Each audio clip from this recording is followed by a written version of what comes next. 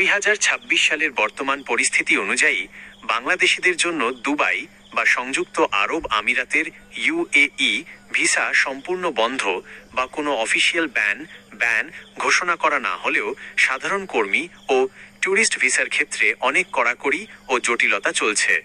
বাস্তব চিত্র এবং 2026 সালের সর্বশেষ আপডেট নিচে বিস্তারিত দেওয়া হলো। 1. দুবাই বা আরব আমিরাতের ভিসা কি সম্পূর্ণ বন্ধ?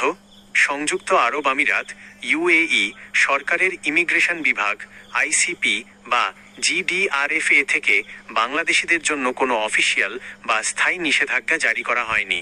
তবে 2025 সালের শেষ ভাগ এবং 2026 সালের বর্তমান সময় পর্যন্ত সাধারণ ওয়ার্ক পারমিট, কাজের ভিসা এবং ট্যুরিস্ট ভিসার অনুমোদন পাওয়ার হার বেশ কম এবং কড়া স্ক্রিনিং বা যাচাই বাছাইয়ের মধ্য দিয়ে যাচ্ছে।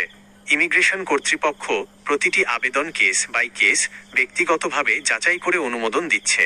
তবে যাদের আগের ভালো ট্রাভেল হিস্ট্রি আছে, বড় কোনো কোম্পানির স্পন্সরশিপ আছে বা হাই প্রোফাইল দক্ষ পেশাদার যেমন ইঞ্জিনিয়ার, ডাক্তার বা আইটি বিশেষজ্ঞ, তাদের ভিসা হচ্ছে। 2026 সালে ওয়ার্ক ভিসা ও নবায়নের রিনিউয়াল নতুন নিয়ম।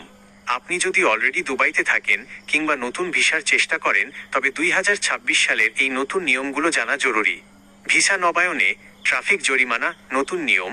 2026 সালের ফেব্রুয়ারি থেকে কঠোর নিয়ম করা হয়েছে যে আপনার নামে কোনো ট্রাফিক ফাইন বা জরিমানা থাকলে তা সম্পূর্ণ পরিশোধ না করা পর্যন্ত রেসিডেন্সি বা কাজের ভিসা নবায়ন করা যাবে না।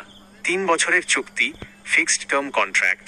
আগে কাজের চুক্তি সাধারণত 2 বছরের হলেও 2026 সালের নতুন শ্রম আইন অনুযায়ী অনেক কোম্পানি 3 বছরের জন্য চুক্তি করছে, যা কর্মীদের চাকরির স্থায়িত্ব বাড়াচ্ছে। সালামা প্ল্যাটফর্ম ভিসা নবায়নের পুরো প্রক্রিয়াটি এখন সালামা নামক এআই চালিত ডিজিটাল প্ল্যাটফর্মের মাধ্যমে দ্রুত সম্পন্ন করা যাচ্ছে। 3. সাধারণ ট্যুরিস্ট বা ভিজিট ভিসা আপডেট। সাধারণ ট্যুরিস্টদের ক্ষেত্রে রিজেকশন বা ভিসা বাতিল হওয়ার হার বর্তমানে কিছুটা বেশি। তবে ট্রাভেল হিস্ট্রি ভালো থাকলে এবং সঠিক হোটেল বুকিং, রিটার্ন টিকিট ও পর্যাপ্ত ব্যাংক ব্যালেন্সের প্রমাণ থাকলে ভিসা ইস্যু হচ্ছে। উল্লেখ্য, সম্প্রতি জুন 2026 থাইল্যান্ড, ফিলিপাইন সহ 6টি দেশকে অন অ্যারাইভাল ভিসা দিলেও বাংলাদেশ এই তালিকার বাইরে রয়েছে। প্রবাসীদের জন্য জরুরি সতর্কতা ও পরামর্শ। যেহেতু সাধারণ ভিসার অনুমোদন কিছুটা সীমিত, তাই এই সুযোগে কিছু অসাধু দালাল বা এজেন্সি 100% ভিসা হবে বা ফ্রি ভিসারও নামে বড় অঙ্কের টাকা হাতিয়ে নেওয়ার চেষ্টা করছে। কোনো দালালকে টাকা দেওয়ার আগে কোম্পানির অফিসিয়াল অফার লেটার এবং ভিসার সত্যতা দুবাই ইমিগ্রেশনের অফিসিয়াল ওয়েবসাইট smartservices.icp.gov.ae এর লিঙ্ক অথবা জিডিআরএফএ দুবাই পোর্টাল থেকে নিজে যাচাই করে নিন।